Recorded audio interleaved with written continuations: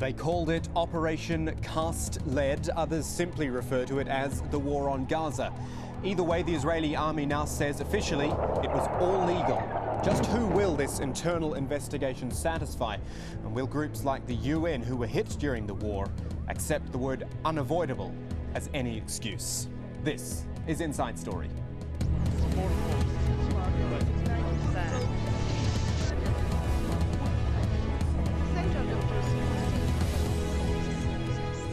Hello there, I'm Kamal Santamaria. In the end, the conclusions aren't too surprising. 5 investigations by Israel into its own army's conduct during the war on Gaza, and a determination that the Israeli army did its utmost to avoid harming uninvolved civilians. Now, it's not a definitive report, rather a look at some specific issues. And as such, the findings won't replace the main report on the entire operation, which is due in June. But for now, the Israeli army says, and this is a quote, the investigations showed that throughout the fighting in Gaza, the IDF, the Israeli Defense Forces, operated in accordance with international law. The IDF maintained a high professional and moral level while facing an enemy that aimed to terrorize Israeli civilians. Now, these investigations were prompted by allegations from human rights organizations, from media outlets, even the United Nations. One accusation is that UN and other international facilities were deliberately targeted, despite having an impartial status. Soldiers are accused of shooting at medical facilities and crews attempting to help the injured. Now, crucially, under international law, it is illegal to unnecessarily damage infrastructure and buildings, but ground forces are said to have done exactly that. The key allegations, though, and these are the ones that have many calling for independent investigations, are that uninvolved civilians were harmed. In particular, the use of white phosphorus is being questioned, and whether it was used as cover for troop movements, which is allowed in war, or as a weapon, which is very much not. Let's talk about all these issues with our guests. Today, I'd like to welcome them. In Tel Aviv is Yaakov Katz, a military correspondent and defense analyst for the Jerusalem Post. In Geneva is Wessam Ahmad, a lawyer and a spokesman of the Al-Haq human rights organization, which is based in Ramallah in the West Bank. And rounding out our panel in Oslo is Dr. Mads Gilbert of the Norwegian Aid Committee. Dr. Gilbert, one of the doctors who was allowed into Gaza in December of last year to help with emergency medical aid. Gentlemen, really appreciate your time. Thank you for joining us on Inside Story. There's a fundamental issue which I want to deal with at first, and I'm going to ask of Yaakov Katz in Tel Aviv. How can any army, forget the Israeli army, how can any army anywhere in the world properly investigate itself? But by virtue, it's impossible, isn't it? Well, I don't know how impossible it really is. I think that the IDF has shown over the years that it does an effective job at investigating and probing itself. It does an in-house investigation. In addition to the 5 probes that the results of which were publicized yesterday, there are another 70 different inquiry teams that are taking place, working at the moment, that are working to investigate, come to the exact findings of what happened during the Gaza operation called Cast Lead. I think that you're right. If you look at it from outside, you might say, why should we believe the IDF? They're impartial.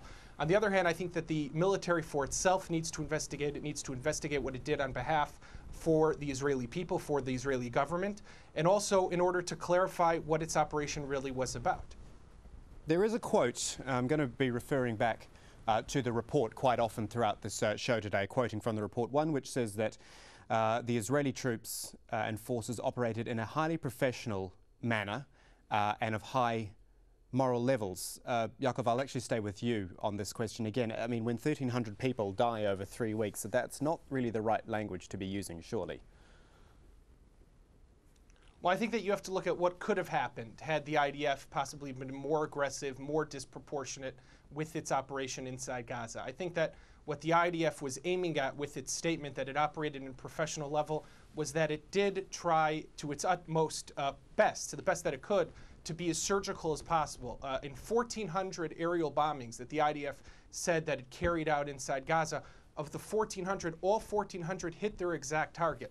Now, we could question whether those targets were legitimate or not, but it goes to show there weren't carpet bombings, they weren't dropping napalm throughout the Gaza Strip. They were acting in the most surgical way as possible. And I remind you that the Gaza Strip, as being one of the most densely populated areas in the world, is a very difficult place to operate. One of the most, it's an urban setting. I also remind you that there were friendly fire incidents where IDF soldiers fired upon their own comrades. So it goes to show exactly how complicated the reality inside Gaza really is when you're trying to fight a conventional military against a terrorist organization like Hamas. Right, let's question all of this, because that's our job as journalists to do that, of course.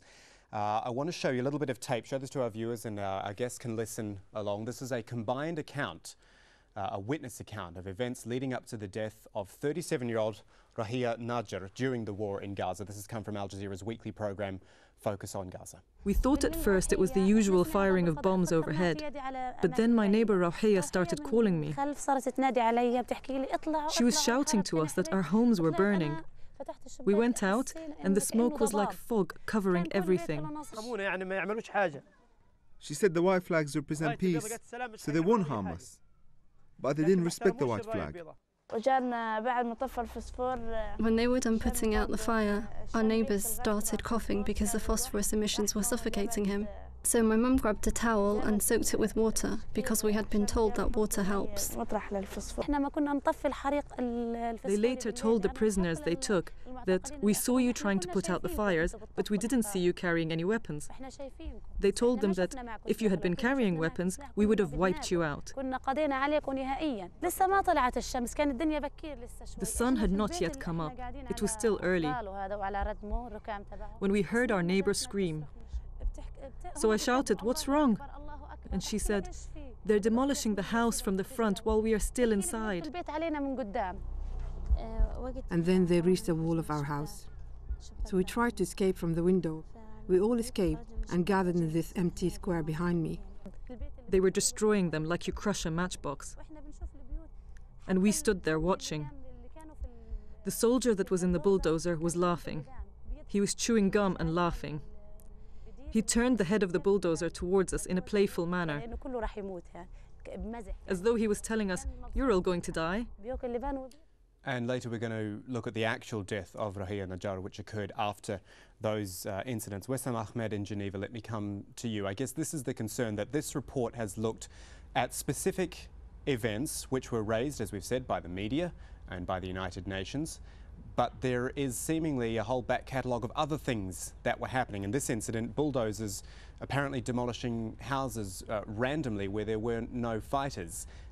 Do you think there will ever be investigation into that type of thing?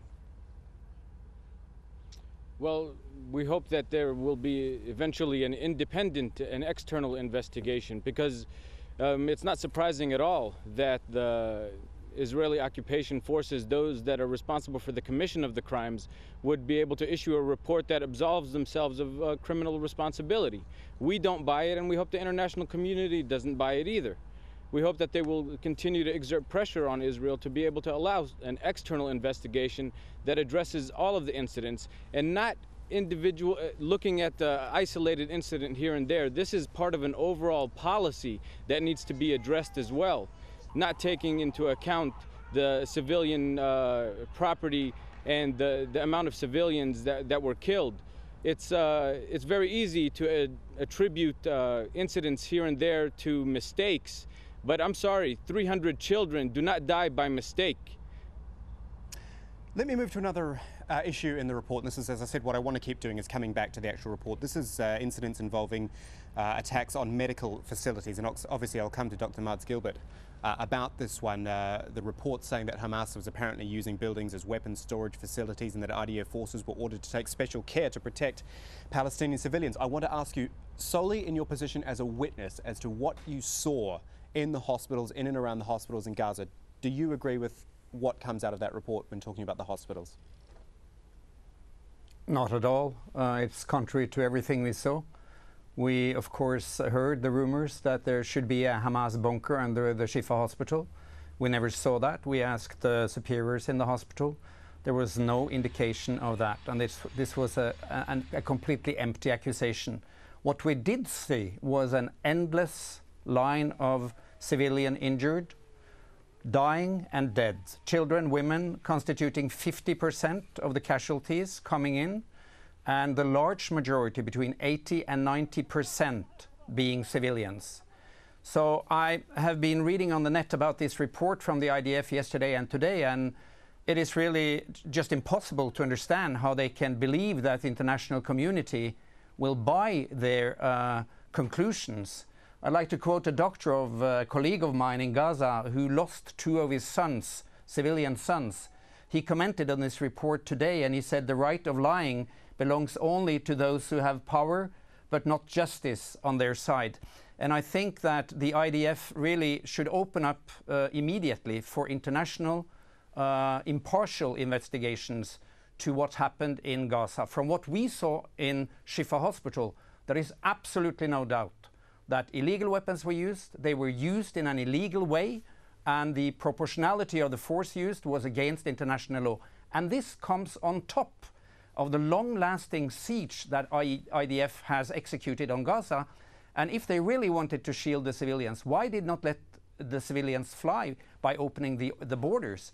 I think the whole presumption that they shielded the civilians is also contrary to what their president actually said, that the goal of this operation was to deal a strong blow to the people of Gaza. That is, in fact, collective punishment and strictly forbidden in accordance with international law.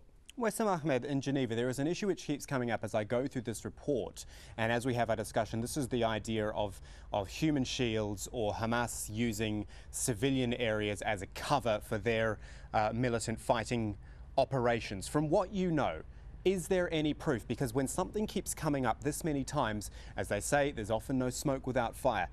Human shields, Hamas using them in Gaza.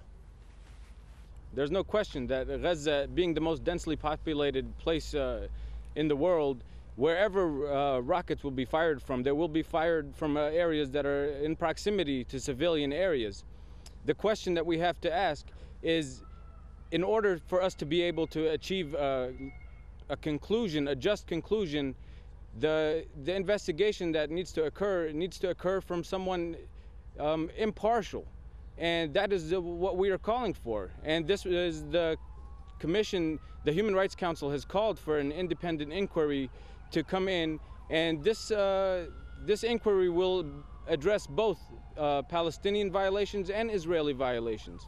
So if the Israeli authorities will cooperate with this investigation, then we hope that a conclusive report will reveal all of the violations that were committed. But isn't that just the point, as you made there, that there needs to be an investigation of Hamas as well, an impartial investigation of their practices during this war, because it was a two-sided war? This was an offensive on the people of Gaza that is a part of the 42-year-old occupation.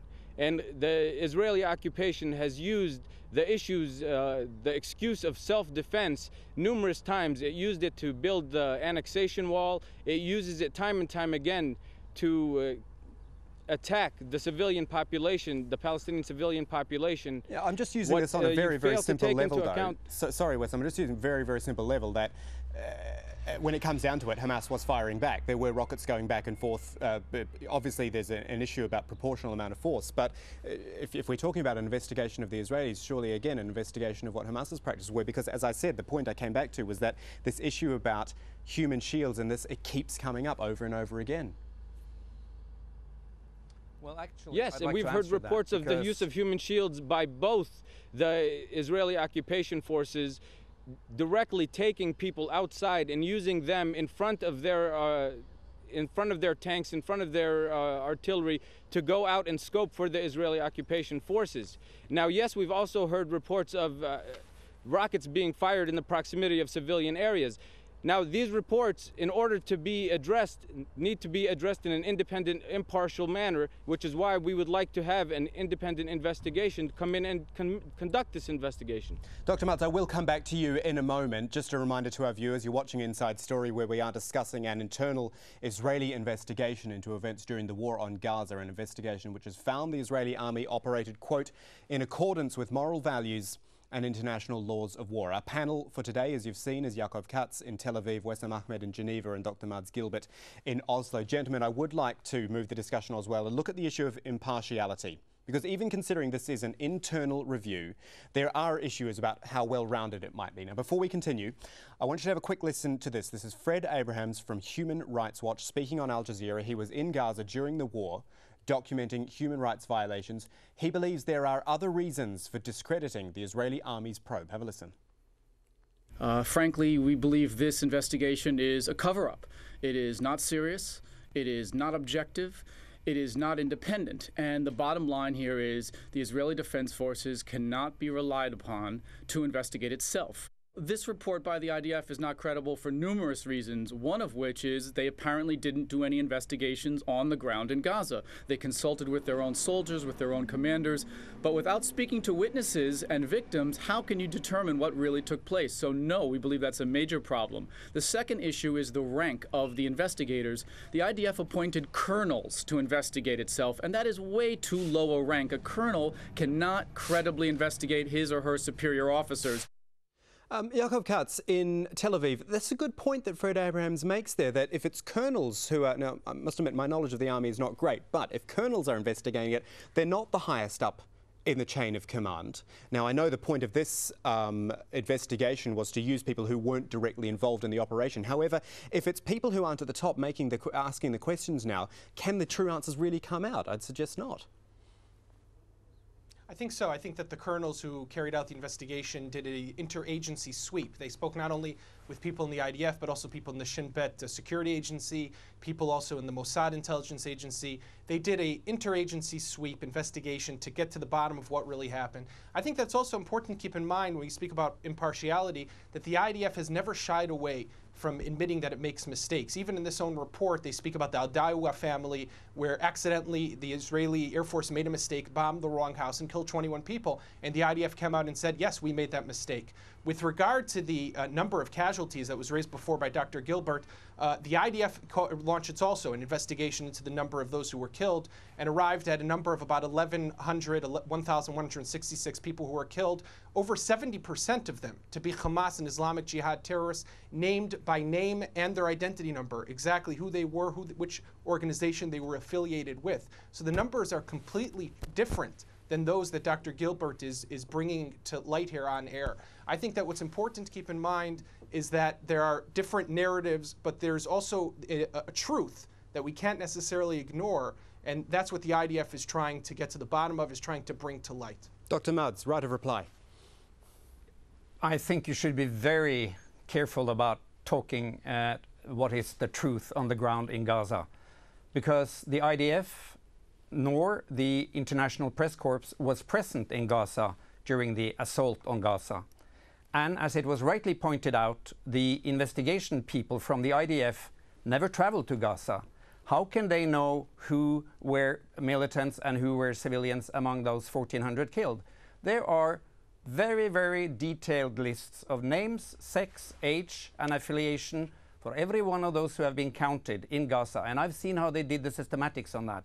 So I think, again, this is like if you have an accusation. I don't know what kind of legal system you have in Israel, but if somebody is accused of a felony in Norway, there is always somebody external who investigates that. It is not the felon who investigates. So this is a very weird way of a legal system, that the organization who is may have perpetrated these crimes is allowed to investigate themselves. So I think if everything is okay on the ground, if the Israeli army is as moral as it has been claimed yesterday, why not let the international press investigate when the war went on? They excluded the press. And why not let international bodies like the ICC investigate what really happened? There should be nothing to hide for the Israeli Defense Force. Gentlemen, earlier we heard about an incident during the war which began with the bulldozing of houses in Gaza in an area that they claimed was free from fighters. Just want to show you and show our viewers now quickly, this is how it ended when Rahia Najjar and members of her family tried to escape and confronted the Israeli military. I was right next to her, a centimetre away. A neighbour was also walking next to her. She was holding up her child as though a flag. Then he shot her. He shot her and she immediately fell to the ground. A bullet hit Rawhiya in the head. It entered through one side and went out through the other. I took a bullet in the foot. I drove straight there. I was still 60 to 70 meters away from the body when what I think were Israeli special forces started shooting at me. I felt powerless. There was nothing I could do for her. My understanding was that the medical teams were protected under international law and ethics. You could tell she was killed intentionally because she received only one shot straight to the head. Wessam Ahmed in Geneva, I guess the argument, and maybe not in this specific case, but certainly in similar cases, is that there can be rogue elements in any army who do not follow what the official doctrine is of that army and act outside of it. Now, in a case like we've just heard, does it matter in the end? If that soldier is wearing the army of any country, does it matter if they were acting on their own, as it were? Obviously, there can always be some individual acts, but we question the disconnect between the acts of the Israeli individual soldiers and the overall policy by the Israeli occupation forces. It has to be noted that the policy of extrajudicial killings and the policy of house demolition, all without any military necessity in violation of international humanitarian law, is a recurring theme by the Israeli occupation forces on the Palestinian people. And this is part of an overall policy by the Israeli occupation forces, and that is what needs to be addressed. Trying to look at individual isolated incidents without looking at the broader context takes away from the scale of this operation. And also, it must be noted that by attributing these violations to individual soldiers on the ground, it's an attempt to preempt and also to take away any liability for those that have been responsible for giving these decisions and coming up with these policies. And it's very important that we not allow the Israeli occupation to be able to scapegoat a few of its own soldiers for the benefit of those that are truly responsible, those that are higher up in the Israeli occupation administration and occupation forces. Those are the ones that need to be held account. And we have no faith in the Israeli system that they will be held account within the Israeli occupation system, which is why it is imperative that the international community conduct its investigations and utilize mechanisms that are available to it, as the international community as well as individual member states, such as political and economic sanctions, to be able to pressure Israel to cease these type of policies that are destroying the Palestinian people and submitting them to continuous collective punishment. And all of this raises the point, which I made at the very start of the show. It's probably going to be my last question to Yaakov Katz here. There is another report due in June of this year, but again, it's going to be an internal one, another Israeli army investigation into itself. Is there any chance of it being any different? I think that, again, what's important to keep in mind is that the IDF does not shy away from internal criticism. At the same time, you need to look at what's happening on the other side. Hamas, which rigged schools with explosives, holed itself up inside hospitals, fired mortars next to UN facilities and UN installations, used UN cars to drop off anti-tank squads that were then firing their missiles against Israeli tanks. Okay, but in answer to the question, if you wouldn't mind, just because we're running out of time. The point is that when you're facing an enemy like that, they don't do questioning, they don't do investigations, they don't ask themselves, where did we go wrong, how did we betray our own people, what were the crimes that we committed? So I think that we need also stay focused on exactly what is the enemy that Israel's facing. I think that Israel is objective, does its best to reach the truth, but when you're facing off against an enemy that violates international law, commits war crimes, uses civilians as human shields, you'll never be able to reach, unfortunately, a fair balance. Gentlemen, it's been a great discussion, but I'm afraid we're all out of time on Inside Story. But I do thank you all for joining us. Yaakov Katz in Tel Aviv, Wessam Ahmed in Geneva, and Dr. Mads Gilbert joining us from Oslo. Thank you very much for your time, and thank you to our viewers once again for joining us for Inside Story. You can send your comments, your suggestions right there. InsideStory@aljazeera.net is our email address. From the whole team here, it's goodbye for now.